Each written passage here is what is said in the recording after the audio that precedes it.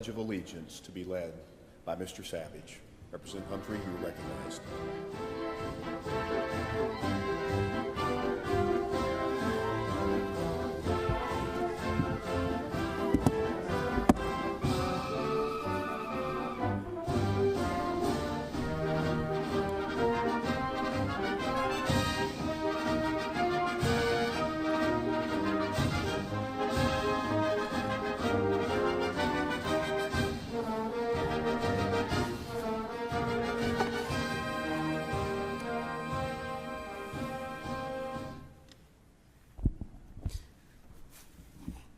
Members, I am very honored guest, family, the family that's in the rooms off to the corridor. We want to welcome you, and we just want to say how proud we are to honor Claude Albert Savage today. I want to say that the first time that I came to get sworn in to this hall, I really expected it not to be as big of a deal, but when I got here, it was just an awesome occasion, and I was so honored to get to be a part and actually get to be sworn in. But I will tell you, there's never been a better honor today than to honor this man who has served. I talked to him earlier, and he says that his fears are that if we don't stand up, that we're going to lose our nation. And he has fought for our nation, and he wanted to share that he expects us to take a stand and to protect our nation and our state. And I'm very honored to share those words that he wanted to speak.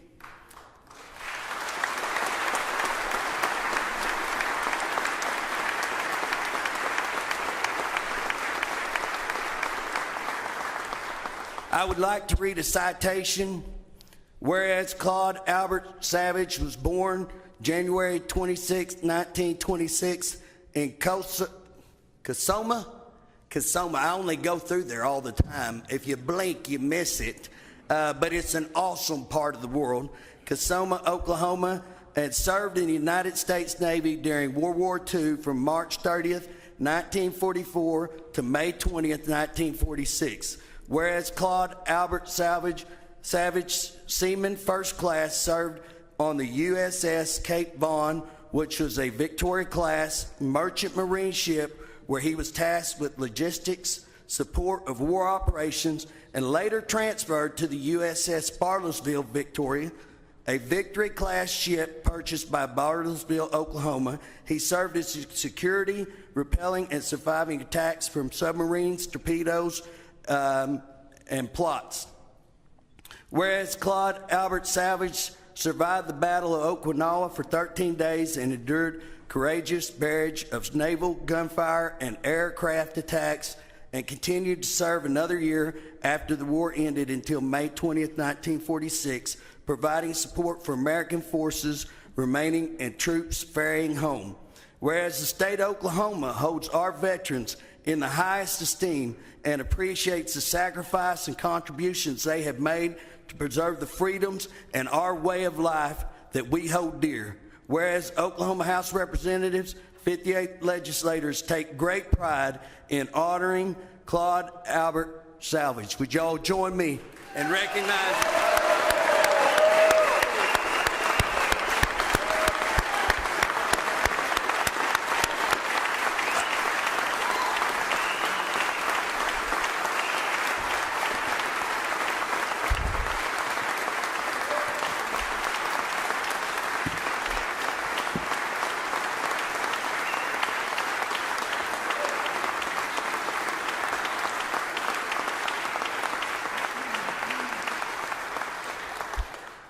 I just want to say, Mr. Savage lives in Findlay now, and it is an awesome part of the state.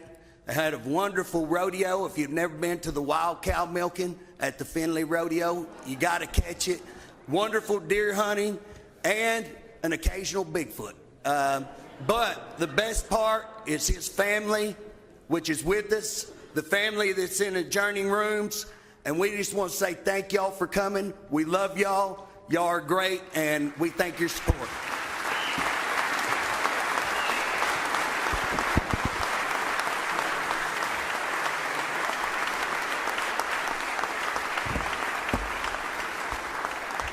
If you'll join me in the pledge, salute.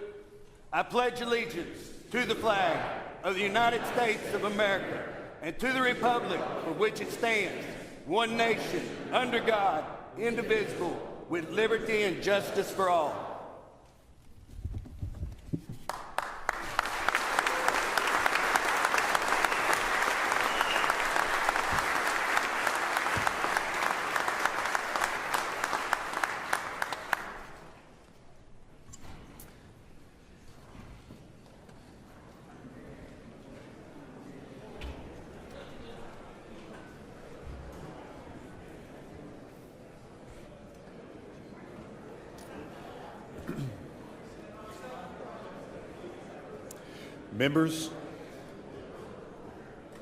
Members, at this time, House Bills 2967 through 4448 currently, and HJRs 1047 through 1064, and HCR 1013 and 1014 are considered introduced and first read.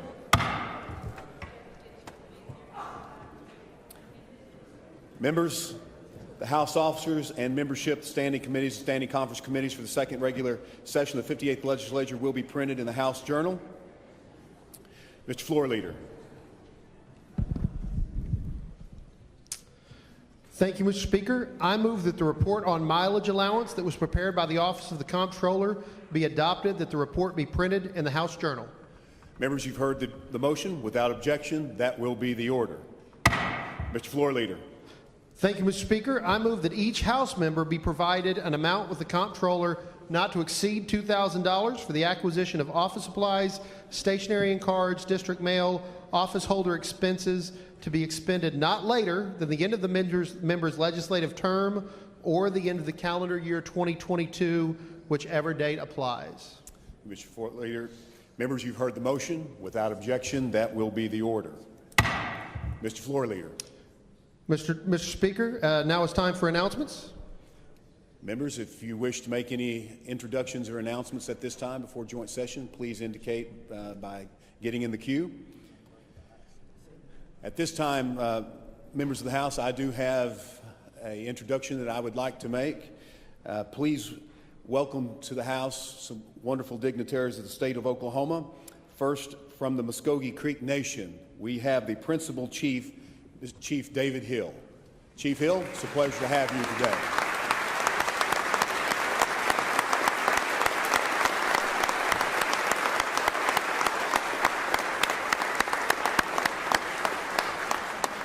Also, I'd like to recognize Second Chief Del Beaver from the Muskogee Creek Nation.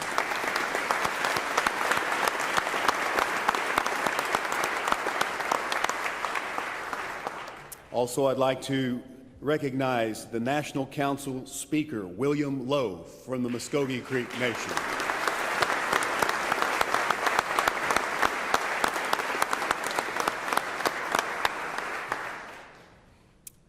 I would also like to recognize here as a guest of mine today, the President of the University of Oklahoma, Joe Harris.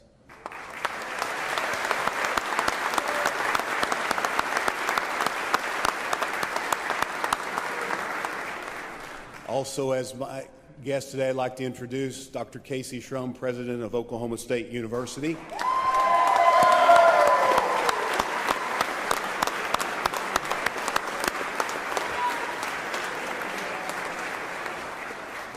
And ladies and gentlemen, the most important constituent from House District 22, Mrs. Stephanie McCall.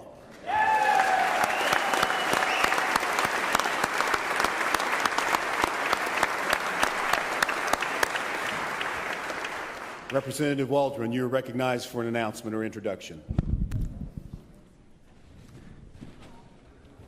Thank you, Mr. Speaker. We are honored today to have with us former Representative Bruce Nemi. Bruce Nemi's in the House today.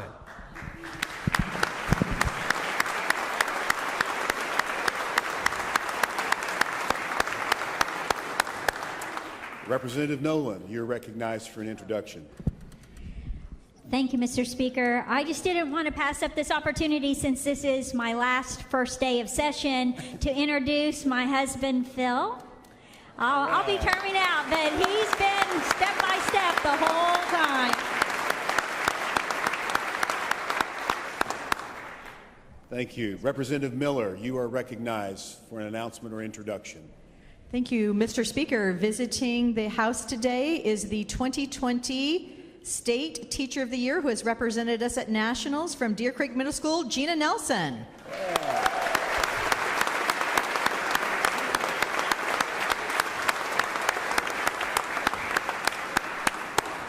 Thank you all for being here. Seeing no more introductions or announcements, Mr. Floor Leader. Thank you, Mr. Speaker.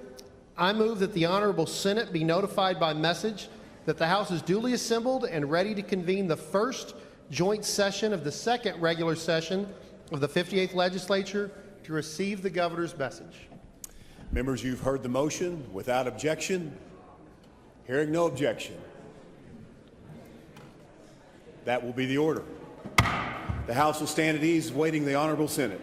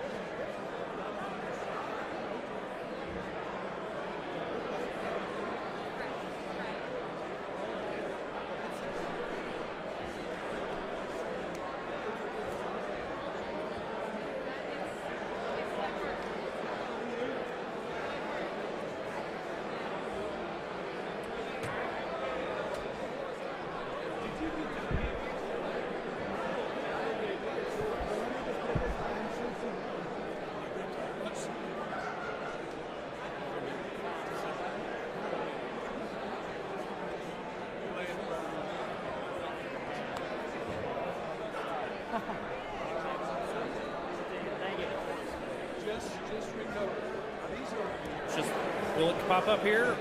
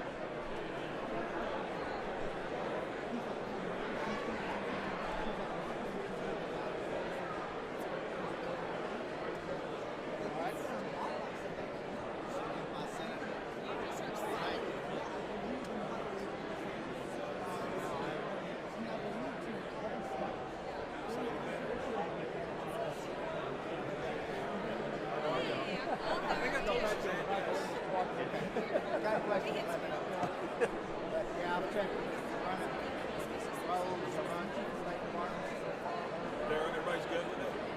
A lot of principals, bro. A lot of principals. Is there anybody who would?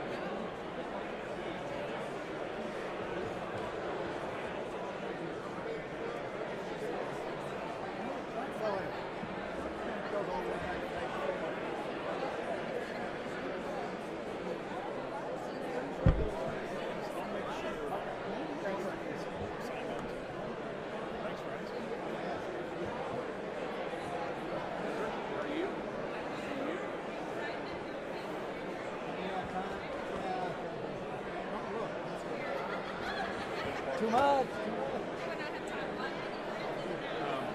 Life keeps going on outside the school. I know. That's what I was just with Whacker. Just having that conversation. He walked up, and he's standing there, and I'm fixing. I was like, amazing. He comes into this building, but he still needs to make sure that we get into and from baseball practice. Entry's got dad. We got, all the stuff. Holes up. Yeah. Is that right?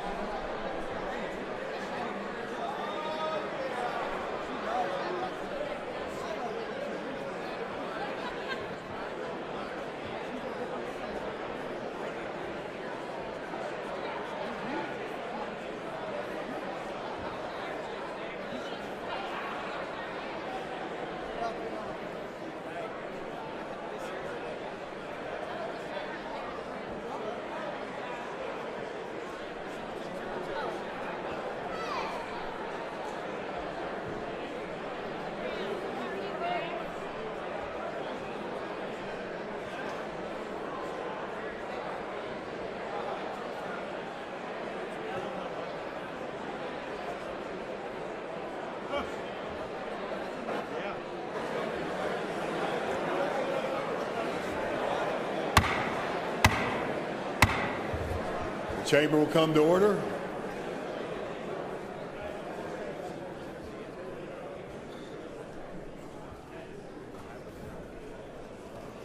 The chamber will come to order.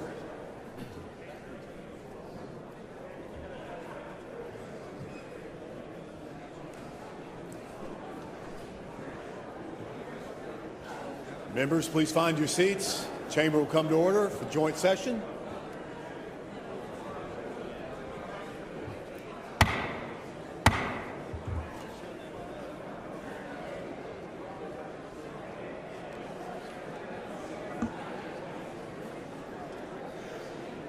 The House will come to order.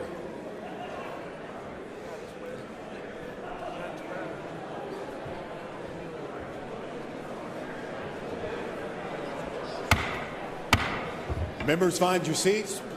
Please take your conversations outside. The House will come to order. Members and guests, welcome to the first joint session of the second regular session of the 58th Oklahoma Legislature. It is my pleasure to introduce the Lieutenant Governor of the state of Oklahoma, Matt Pinnell, to preside over the joint session.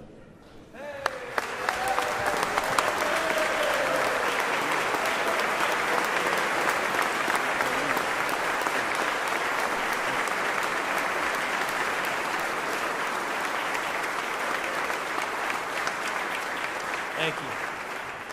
Welcome, ladies and gentlemen, and honored guests. It is my distinct privilege to call the first joint session of the second regular session of the 58th Oklahoma Legislature to order. Senator McCourtney, you are recognized for a motion. Thank you, Mr. President. I move that the attendance roll call of the Senate be considered the roll call of the Senate in joint session. You've heard the motion. All those in favor say aye. All opposed, nay. The ayes have it. The motion is adopted. Representative Eccles, you are recognized for a motion. Thank you, Mr. President. I move the attendance roll call of the House be considered the roll call of the House in joint session. You've heard the motion. All those in favor say aye. All opposed, nay. The ayes have it. The motion is adopted. I hereby declare a quorum of the House and Senate present and a joint session of the Oklahoma Legislature duly assembled. Ladies and gentlemen, serving as our chaplain today for joint session is Pastor Joel Harder. Would the members and the guests in the gallery please rise as you are able for the invocation? Following the invocation, please remain standing for the posting of the colors by the Choctaw High School Air Force Junior ROTC. Pastor. Thank you, Mr. President. May I pray for you. Father in heaven, faithful Lord of our lives, and sovereign ruler of our land, indeed, all this earth and the heavens above. You hold in your mighty hand all the days of our lives. And we come to this day, this hour, this moment, with an eager expectation to set our minds and our hands to the task of this legislative session. These chosen leaders of our state come to serve the needs of the millions of Oklahomans they represent. Grant each one grace and wisdom, creativity and perseverance in this assignment and in the decisions they will make. And grant us humility to recognize that none of us, even the best of us, see fully what is good and true and beautiful. We need the wisdom, the experience and perspective of each other. And we need wisdom from above, from you. Then they will govern justly and lead us well. I pray for Speaker Charles McCall, Lieutenant Governor Matt Pinnell, President Pro Tem Senator Greg Treat. May they lead this legislature in both these bodies in word and action to skillfully navigate each day of this session. I pray for Democratic leaders, Representative Emily Virgin, Senator Kay Floyd. Fill them with all the fruit of your Spirit to lead with skill and conviction. For every member of these legislative bodies, bless their homes and their families, protect and sustain them. I pray now for Governor Kevin Stitt. Anoint his mind and his heart with your very present help and peace as he speaks to us and gives vision and direction. And now for all of Oklahoma, we pray for the same blessing first spoken by the prophet Isaiah. Do not fear, for God will pour water on thirsty land and streams of life on dry ground. Pour out your Spirit on our descendants and your blessing on our children. May they grow and flourish, and may all in Oklahoma thrive. This I pray in the name of Jesus, my Lord. Amen. Amen.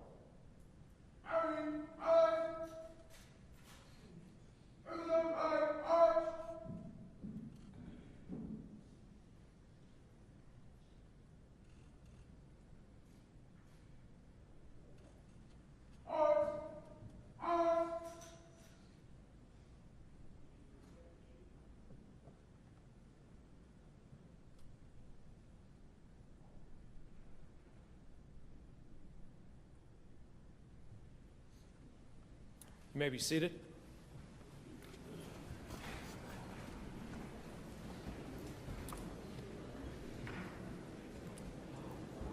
Ladies and gentlemen, it is my honor at this time to recognize the officers of the executive branch and statewide officials. If you would please stand as you are able to be recognized.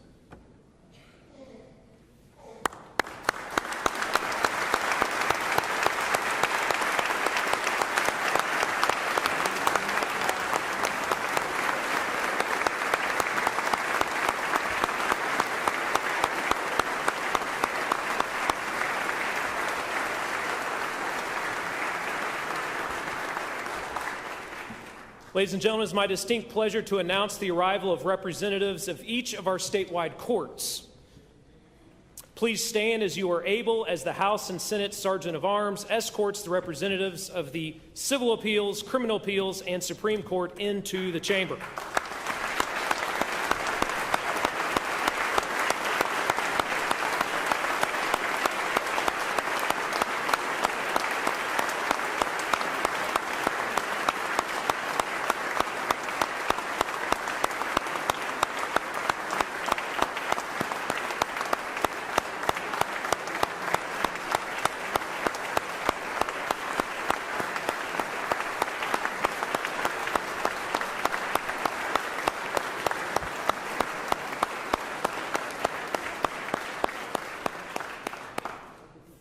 Senator McCourtney, you are recognized for a motion. You may be seated. Senator McCourtney. Thank you, Mr. President. Mr. President, I move that the President of the Senate and the Speaker of the House appoint members from the Senate and the House respectively as a joint committee to notify the governor that the second regular session of the 58th Oklahoma Legislature is assembled in joint session and ready to receive him and hear his message. As the President of the Senate, I am appointing the following senators to serve on the Governor's Escort Committee: Senator Frank Simpson, Senator Marty Quinn, Senator Juliet Curt.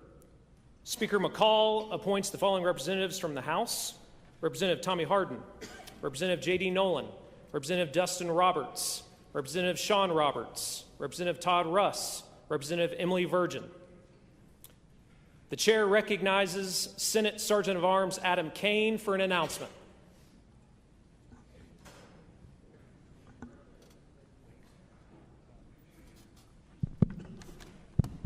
Mr. President, the Joint Committee from the House and Senate, the Chief Executive, the Governor, the Honorable Kevin Stitt.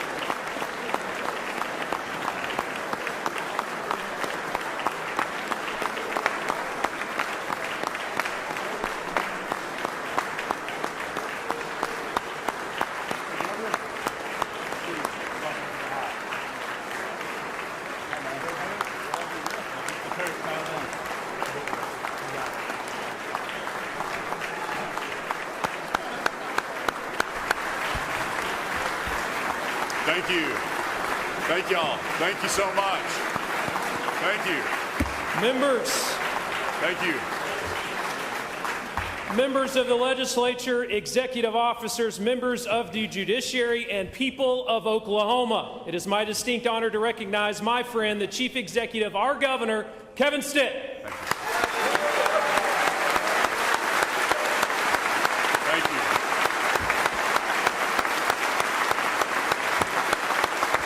Thank you. Thank you.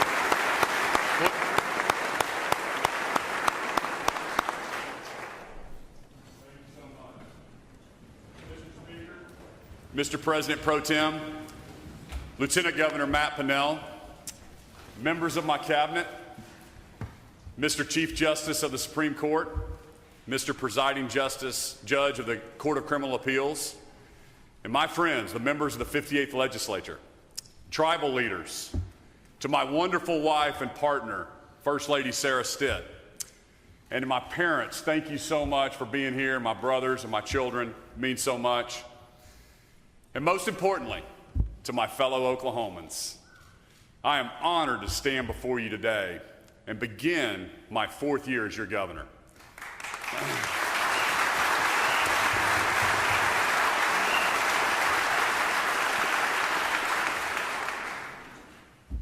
It has been a great privilege to lead our state.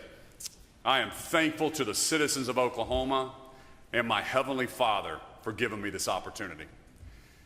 Mr. Speaker, Mr. Pro Tem, members of the House and Senate, last year we showed Oklahomans what's possible when we work together. We cut taxes for every single Oklahoman. We made record investments in education and gave parents more choices. We grew our economy, we modernized our government, and we stood up to defend the rights of Oklahomans, including protecting the lives of unborn children.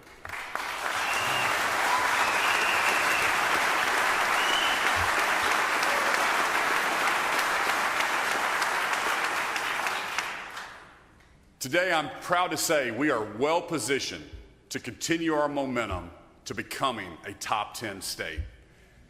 I want to praise my colleagues in the legislature for being fiscally conservative and responsible with taxpayer dollars. In the face of criticism, we stayed the course. We made smart decisions instead of going on a spending spree. It's a different story in Washington, D.C., and so are the results. Our national economy is struggling. Inflation is at a 40-year high. Gas and groceries are more expensive. Supply chain issues have made everything harder to find. But if you live in Oklahoma, it's a different story. While other states are shutting down their economies, we've never been more open for business.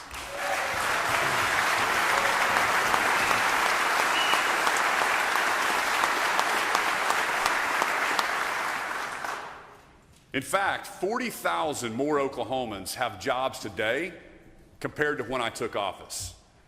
As unemployment skyrocketed in some parts of the country, ours is down to just 2.3%. It's the lowest in state history.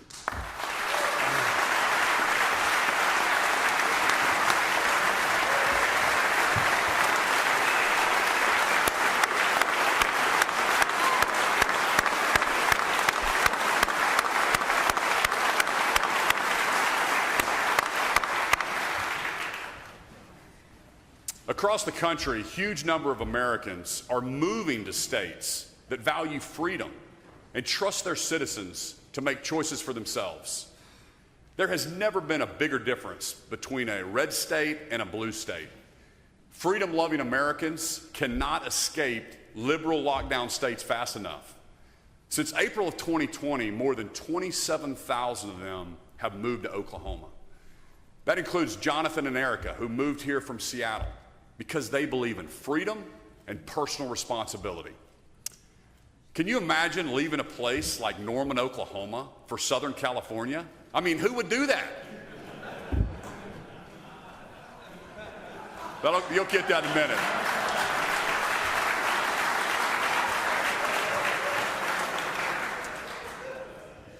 Oklahoma, I'm proud of the progress we've made in just 3 short years. But today, the state of our state is at a crossroads. We have a choice between 2 paths. One path leads towards a top 10 state. It's a familiar road.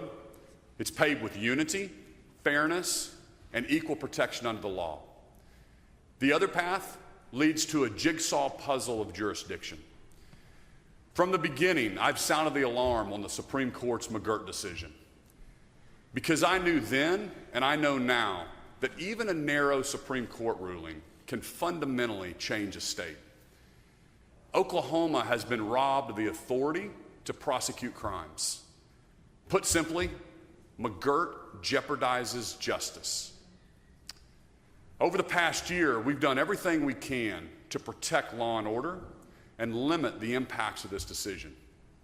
Our broad coalition includes Attorney General John O'Connor, all 27 district attorneys across our state, especially Steve Kunzweiler in Tulsa County, Matt Ballard in Craig, Mays, and Rogers counties, police chiefs like Wendell Franklin in Tulsa, the Sheriff's Association, the Farm Bureau, the Cattlemen's Association, environmentalists, the Petroleum Alliance, and city leaders.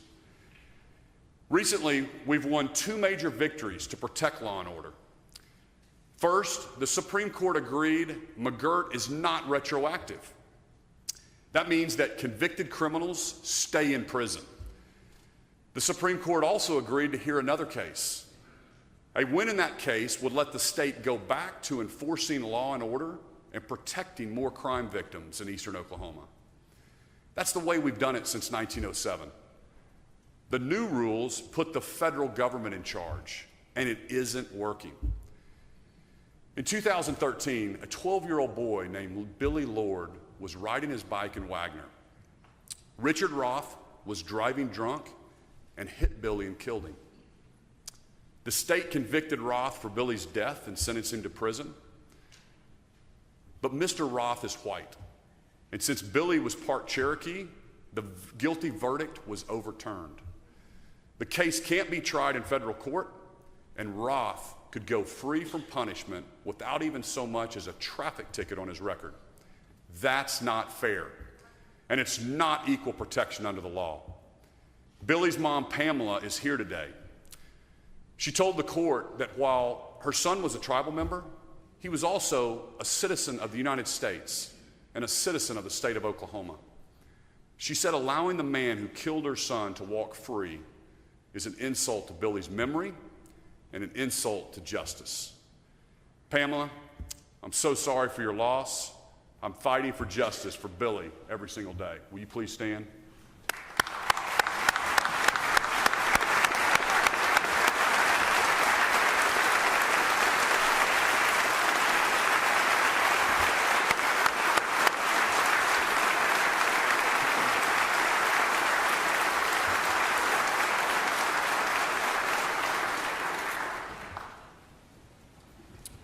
Surely, we can all agree that no crime should go unpunished.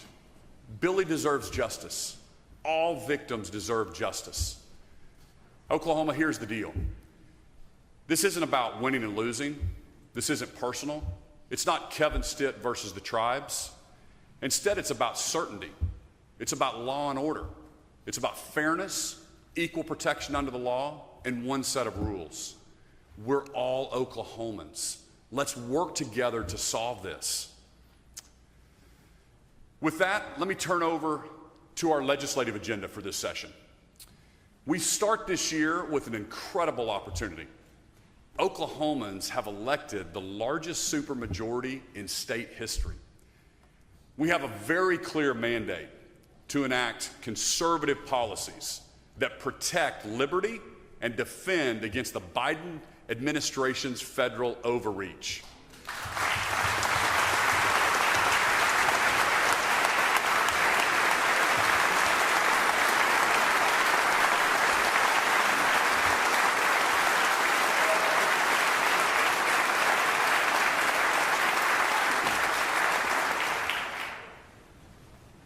I challenge each of us to be bold.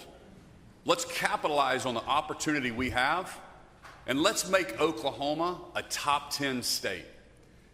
To reach our destination, we need a map to stay on course. Our roadmap to top 10 has 4 checkpoints. Number 1, driving hope for all Oklahomans.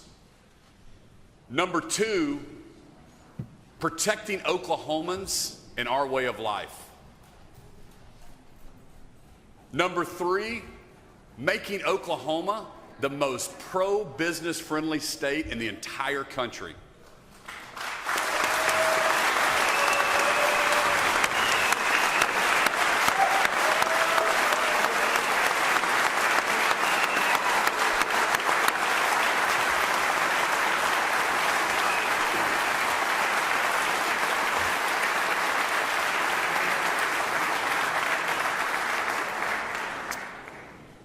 And number 4, delivering taxpayers more for their money. Let's start with driving hope for all Oklahomans. Hope is not a wish or a feeling. It's a proven science that can be measured and applied. More than 2,000 studies have shown that hope is the greatest predictor of success. That applies to education, work, health, mental health, social relationships, family, and trauma recovery. Hope impacts everything that matters to us. I want to take a moment to recognize the First Lady, my wife, Sarah Stitt. She created the Sarah Stitt Hope Foundation to bring the science of hope to communities across Oklahoma. And over the next 2 years, we'll be training every single state employee on how to apply the science of hope to their agencies. Sarah, on behalf of all 4 million Oklahomans, thank you so much for your hard work. You stand up.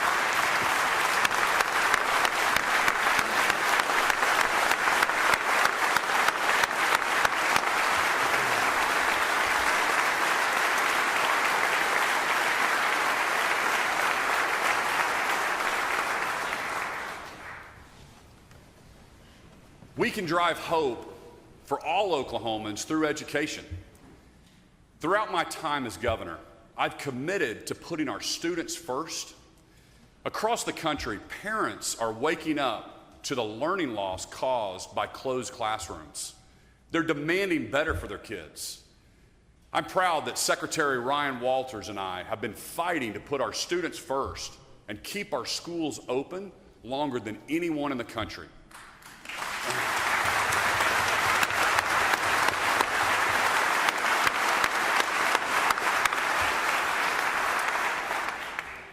In Oklahoma, we listen to parents because we know God gave kids to parents, not to the government.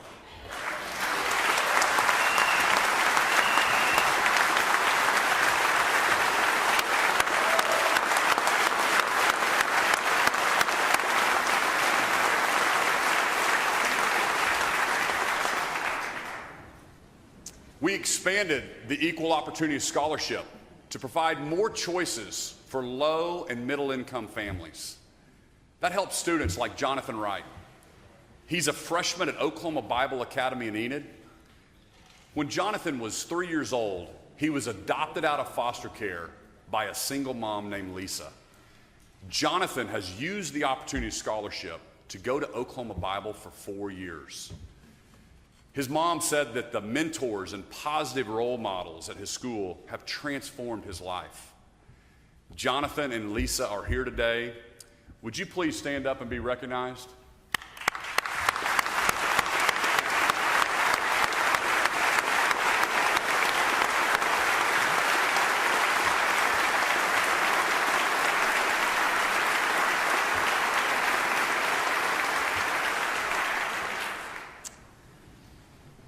We provided record funding for all public schools, including charter and rural schools. These initial investments were good first steps for Oklahoma's education turnaround, but there's much more to do. Just 15% of Oklahoma high school graduates are ready for college in English, math, reading, and science. Less than 1 out of 5. We can do better than 47th in the nation when it comes to our kids. We've tiptoed around the edges for far too long. It's clear the status quo is not working. We need to take bold steps. It will take courage, and it will take a desire to make a generational impact. This is our moment. We know education is not a one-size-fits-all.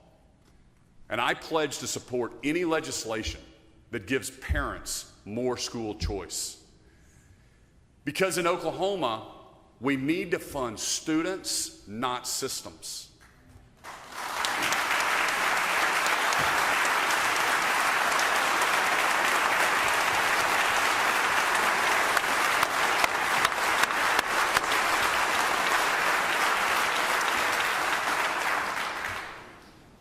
Pro Tem Treat filed a bill called the Oklahoma Empowerment Act.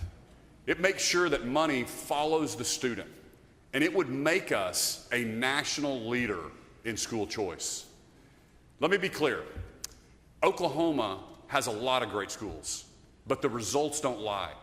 We need new ideas, we need more options, and we need higher standards for our kids. This is just common sense. We have a duty to make sure nothing stands in the way of an Oklahoma student achieving their full potential. And there are roadblocks, literally. State law creates artificial barriers for school districts that don't put our students first. Our school transportation formula is outdated and it's broken. We desperately need to modernize it. Another roadblock in our current systems keeps some of the best teachers out of the classroom. Right now, some talented teachers choose to leave the classroom to make more money as an administrator. Oklahoma students can't be the best without the best teachers. That's why I'm proposing matching funds so that our best teachers can make six-figure salaries and stay in the classroom. It's the right thing to do for our teachers and for our kids.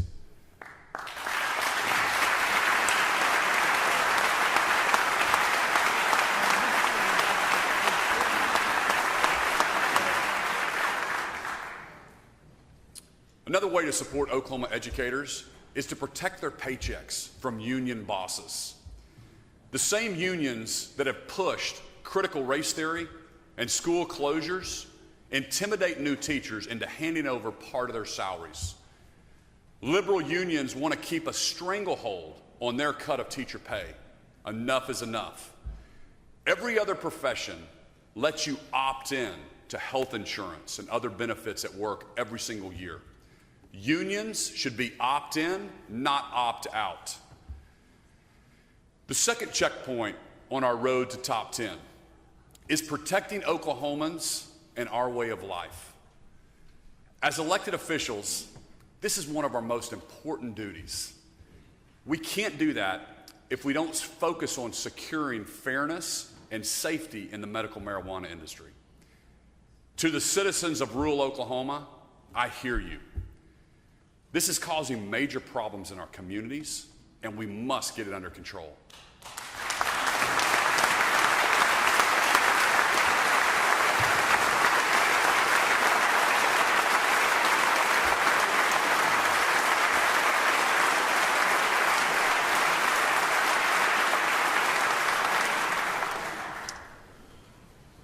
When Oklahomans voted for medical marijuana, they were literally sold a bill of goods.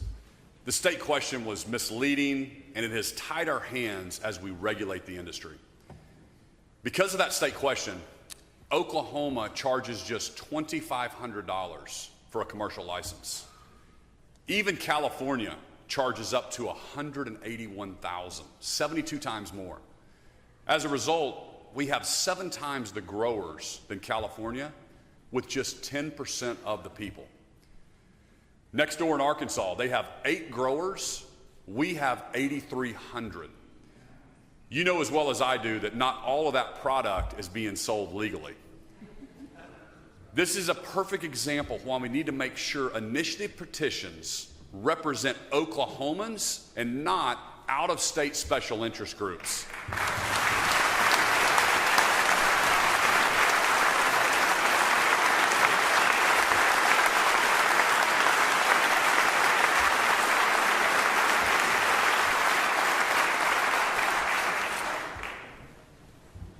Oklahomans deserve to know the details before voting to change our Constitution.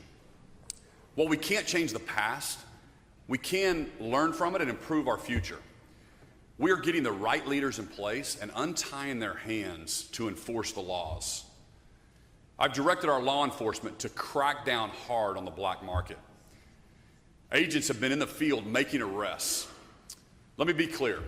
Drug cartels, organized crime, foreign bad actors have no place in the state of Oklahoma.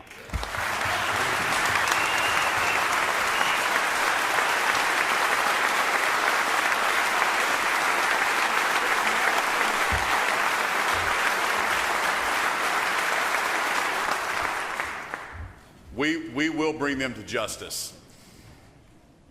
Oklahoma is a proud law and order state. As other states and cities are still defunding their police, we have a chance to stand apart. Brave men and women who put their lives on the line deserve leaders who will have their back. Now is the time to transform and modernize our state law enforcement system into the nation's best. To do this, we need to tackle 4 critical areas: the recruitment, retention, the health and training of our troopers, our agents, and investigators. First, we must protect our officers. Mental health does not discriminate. Depression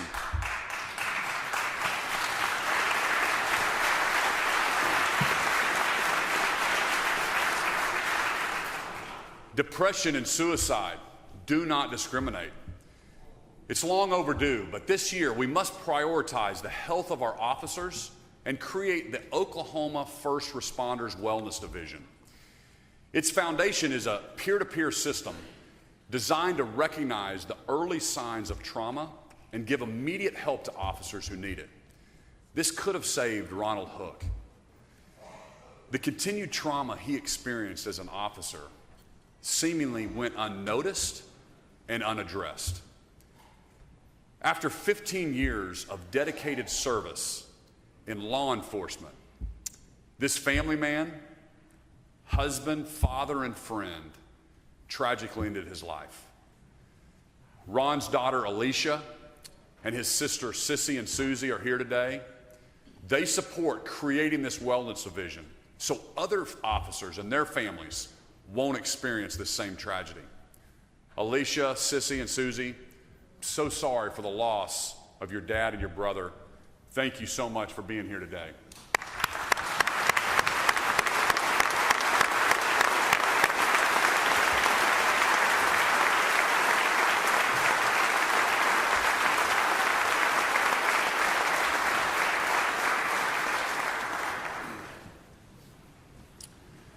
In the same way we can attract and support teachers, we need to provide law enforcement officers competitive pay.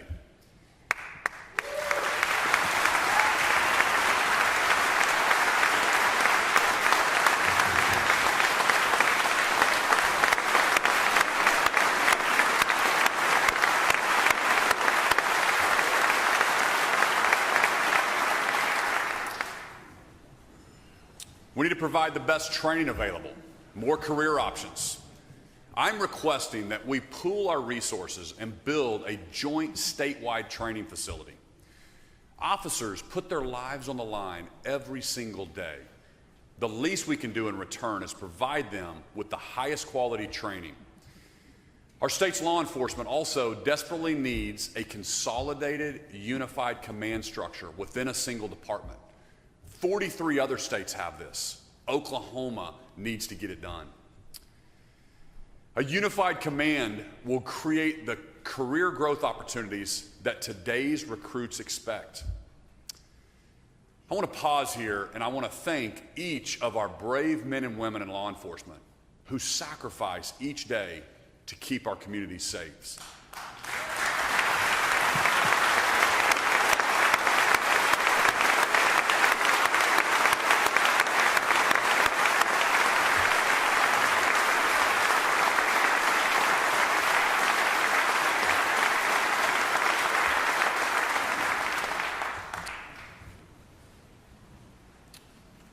Other states may turn their backs on the blue, but as governor, I will always stand with those who protect and hold that thin blue line.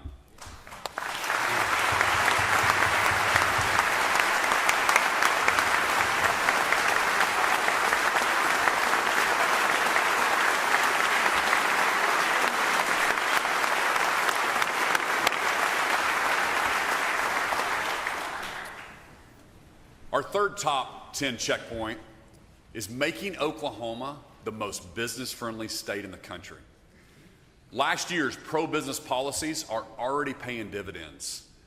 Canoe, an electric vehicle manufacturer, is a perfect example. Last summer, Canoe announced it will open a factory in Pryor next year and bring 2,000 jobs to Oklahoma. Canoe's CEO, Tony Aquila, said he chose Oklahoma because he wants to be where the puck is going, not where it's been. Since Canoe's initial announcement, it added a technology hub, software development, customer support and financing centers to Oklahoma. That's at least 700 more high-paying jobs to our state. Tony Aquila is here in the gallery today. Tony, thank you for believing in Oklahoma and for helping to pioneer the future of our economy. Tony, please stand up.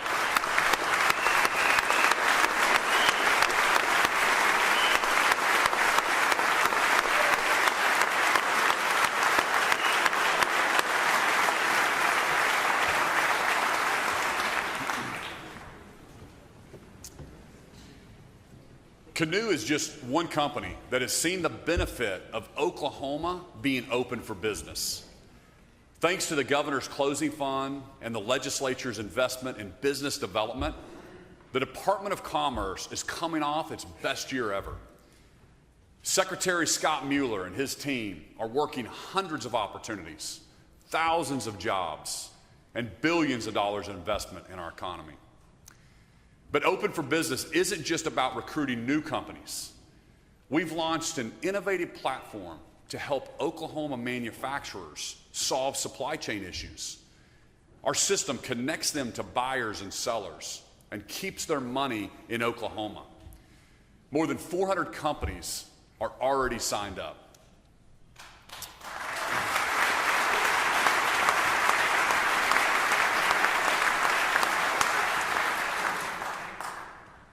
We are delivering on creating jobs and growing our economy.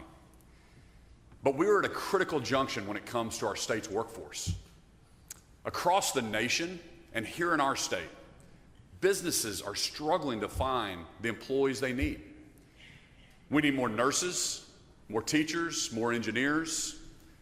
Tinker Air Force Base is rapidly expanding.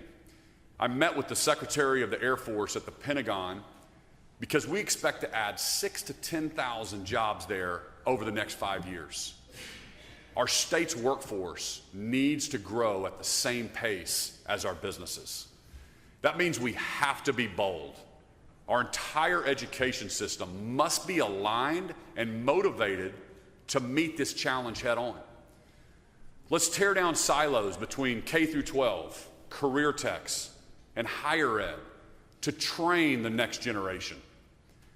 Every student needs to be college ready or career ready.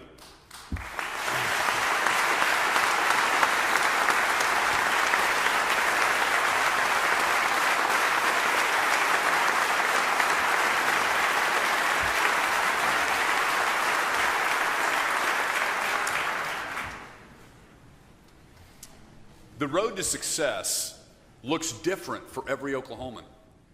We're all made in God's image, and He has a unique plan for each of our lives.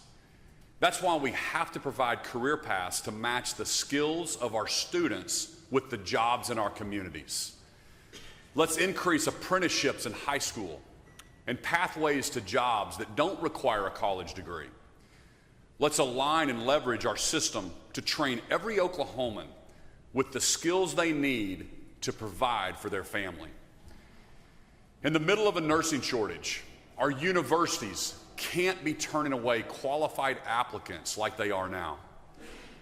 Instead, we need to reward universities for producing graduates in critical areas. Our state depends on it.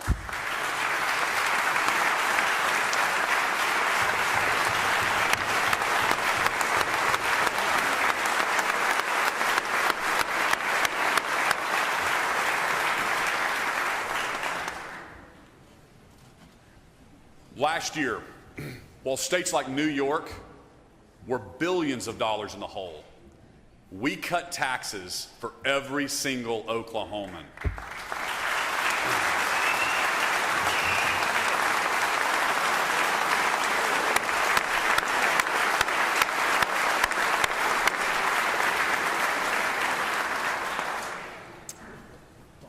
We took care of the 300,000 working families being hit the hardest by increasing the earned income tax credit. We can and we should do more for Oklahoma families. That's why I'm proposing to eliminate the grocery tax.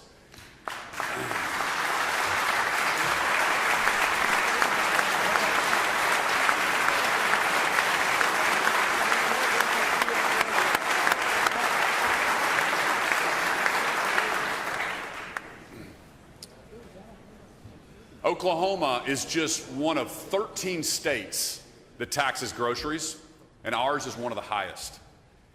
Many Oklahomans are already struggling under the weight of record inflation. Let's give them more help this year, because after all, we need more taxpayers, not more taxes.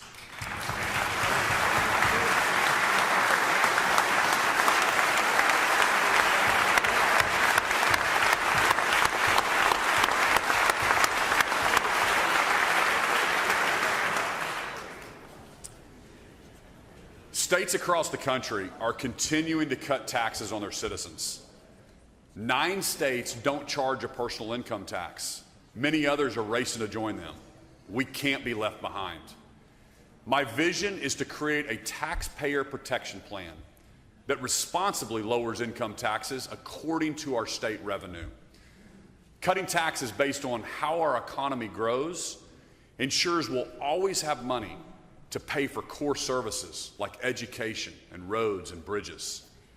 And as our economy grows, Oklahomans share in our success by keeping more of their hard-earned money. I look forward to working with the legislature to modernizing our tax code this session. Another way to do that is to get rid of the income tax on military retirement benefits.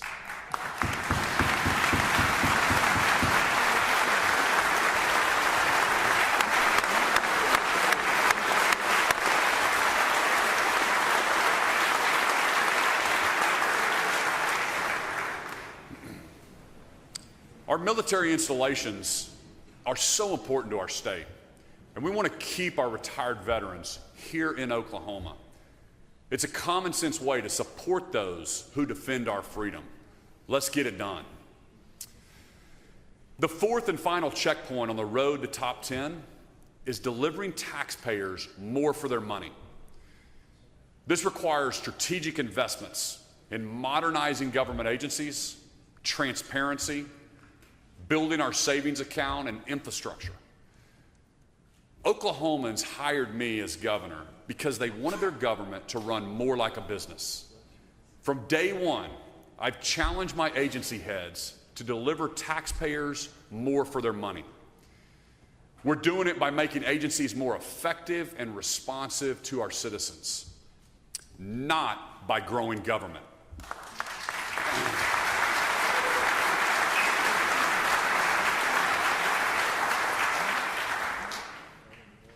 We have 2,000 fewer state employees than just a few years ago. And we've invested in technology to provide better results.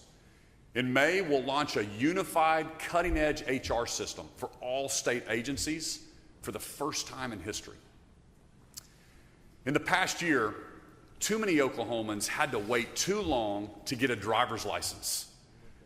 Basic services that should have taken a few minutes we're taking days or even months. This is unacceptable. We can't let it happen again. That's why I'm calling for the legislature to partner with me to make it easier than ever for Oklahomans to interact with state government. Let's start with driver's licenses and vehicle registration, because that's something we can all agree needs to be fixed.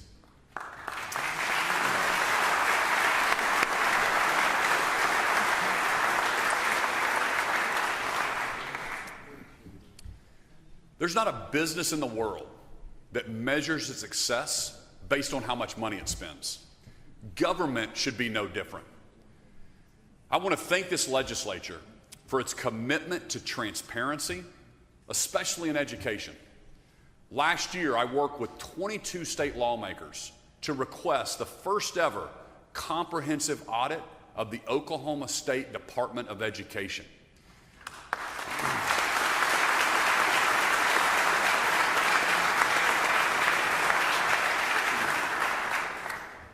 Because tax dollars belong in the classrooms, not in the pockets of bureaucrats.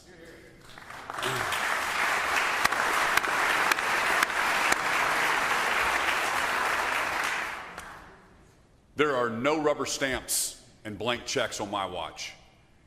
That's why we're launching a new budgeting process for our agencies. It's called Transparent Oklahoma Performance. You can track our progress online at top.ok.gov. And I will keep shining a light to protect taxpayers and hold our government accountable.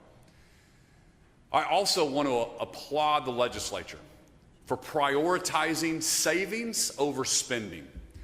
Today, we have the largest savings account in our state's history with over $2 billion.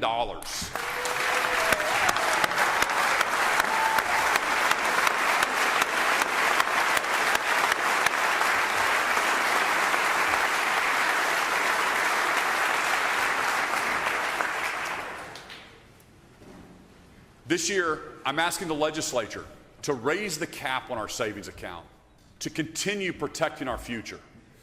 This would give us financial security and the ability to make strategic investments like never in our state's history. One of the ways we can make a generational impact is by investing in infrastructure. Secretary of Transportation Tim Gatz has taken this challenge head on. Across the state, we're improving pavement and safety on urban and rural highways. We've made it to top 10 in bridges. A major project at 235 and 44 is almost complete.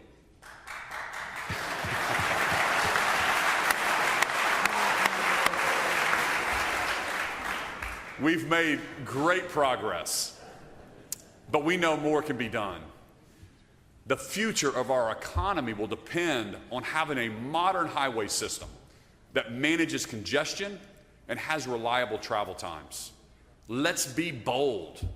I'm calling to invest $13 billion in transportation over the next 10 years.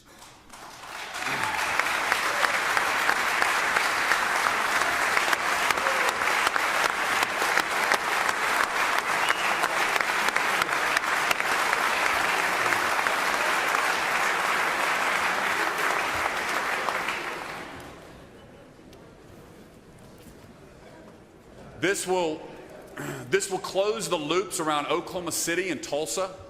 We'll widen the Turner to 6 lanes the entire way. We'll expand the Will Rogers in northeast Oklahoma and parts of the Kilpatrick in Oklahoma City. We're also adding more access points for communities all along our system. This will make travel easier and lead to more economic development all across the state. The Kickapoo Turnpike has been open east of Oklahoma City for a year now. It's created an economic explosion for the city of Hera. In the last year, more than 2,200 new homes have started construction. Hera's first hotel opened in November, and the city estimates its population will almost double in 3 to 4 years. We have an opportunity to bring that kind of growth to more cities all across our state. We'll announce more details, including drone corridors and emerging mobility later this month.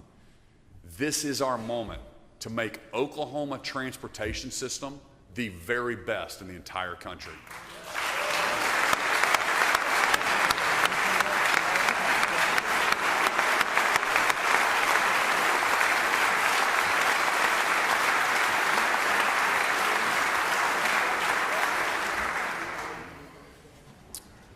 Infrastructure is not the only place we can make a generational impact. The opportunities this year are endless. Will we prioritize special interests or the people we serve? Will we prioritize the next generation or the next election? Now is the time for big, bold decisions. Let's leave a legacy for generations. As I begin the final year of my first term as governor, let's look back at the progress we've made. When my administration took office, Oklahoma was coming off 2 years of revenue failures. We had almost no money in savings, which meant budget cuts were an annual challenge. State agencies reported to unelected bureaucrats, and they weren't being held accountable. It was so out of control that the Department of Corrections wanted a $1 billion budget increase every single year. Our state was reeling from a teacher walkout. And on a personal level, I felt our state lacked the confidence and pride I saw in other parts of the country. Because of our great work together, Oklahoma's turnaround is well underway. Our fiscal house is in order. We're coming off a year where we made record investments in education while still cutting taxes. We're fourth in the nation in budget reserves. Our state's credit rating has gone up. We've held state agencies accountable by putting the right leaders in place and aligning them with a common vision. Oklahomans have a renewed sense of pride in our state and in our way of life.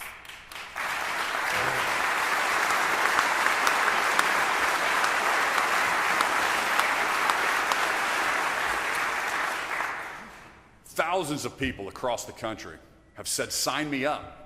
They're moving here to be part of the turnaround that's happening in our state. But to get to top 10, we can't be satisfied with the status quo. Jim Collins wrote in his book, Good to Great, good is the enemy of great. Will Rogers put it another way. The road to success is dotted with many tempting parking spaces. Oklahoma has all the bones and the capabilities to be the greatest state in the nation. And we've come too far to settle for anything less than our best. We must never lose sight of the fact that Oklahomans elected us as leaders. They sent us here to protect their rights and to make sure everyone in our state has equal opportunity to succeed. Just because your life is great, or your business is thriving, or your school is fine, doesn't mean we don't have an obligation to make sure everyone has that same chance. We're all here because we have a higher calling to do what's right, not what's easy. I truly believe Oklahoma can be and will be a top 10 state. Let's work together. Let's get it done. I'm so proud to be an American, but I thank God every day that I'm an Oklahoman. God bless you.